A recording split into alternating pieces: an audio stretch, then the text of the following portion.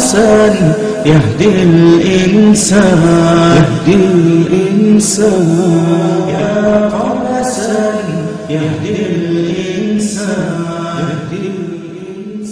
الحمد لله رب العالمين يا رب. شيخ كشك يعني تعلمنا منه في بداية الدعوة كثيرا. أكثر حاجة أنا تعلمتها من الشيخ عبد الحميد كشك رحمه الله عاطفتي نحو ديني. من أراد مؤنسا فالله يكفيه، ومن أراد حجة فالقرآن يكفيه، ومن أراد الغنى فالقناعة تكفيه، ومن أراد واعظا فالموت يكفيه، ومن أراد الغنى فالقناعة تكفيه، ومن لم يكفه شيء من هذا فإن الله تكفيه. هذا الرجل اللي هز منابر الدنيا كلها بخطب الرنانة المؤثرة الجميلة. الشيخ عبد الحميد كشك ده يعني كان خطيبا من الطراز الأول. تسمع صوت الشيخ كشك وهو بيتكلم في غزوة من الغزوات كأنك تسمع اصطكاك السيوف.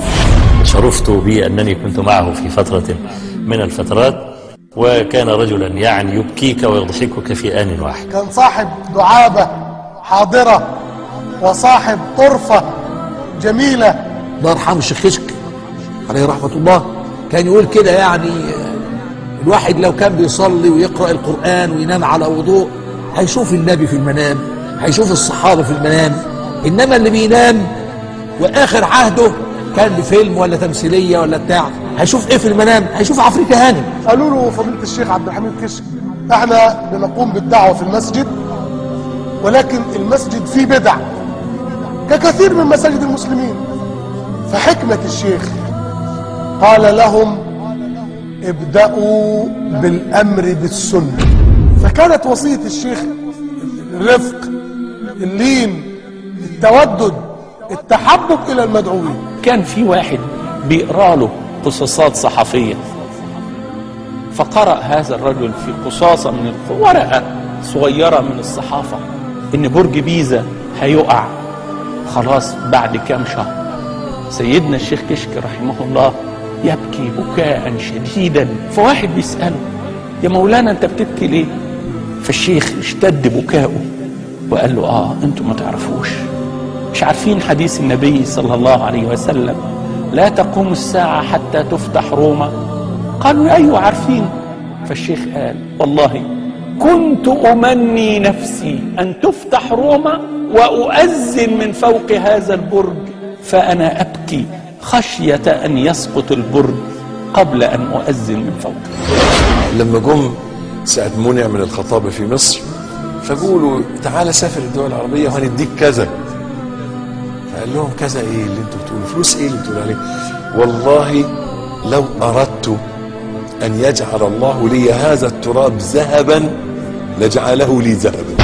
كم من ترقيات هربت، وكم من مناصب قدمت، وكم من إغراءات قيلت، وكم من مسؤولين صاروني في بيتي لعرض المناصب من مصر وخارج مصر، ولكني دعوت الله قائلا احيني اماما وامتني اماما واحشرني وانا ساجد بين يديك يا رب العالمين. فضل ربنا سبحانه وتعالى في يوم من الايام وهو رايح عشان يصلي الجمعه هو وابنه، واذا به يعني قام يصلي ركعتين رحمه الله رحمه واسعه، وفي الركعه الثانيه يعني سجد سجده واطال فيها، فابنه بيناديله عشان يلحقوا صلاه الجمعه، واذا به يجده ميتا وهو ساجد بين يدي الله.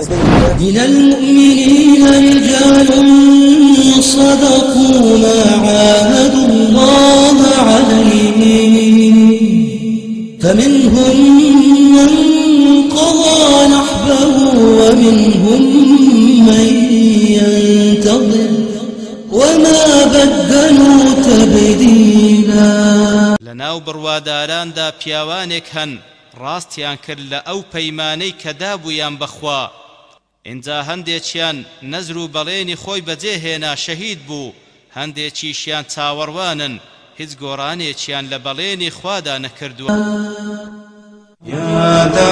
إن الدين عند الله الإسلام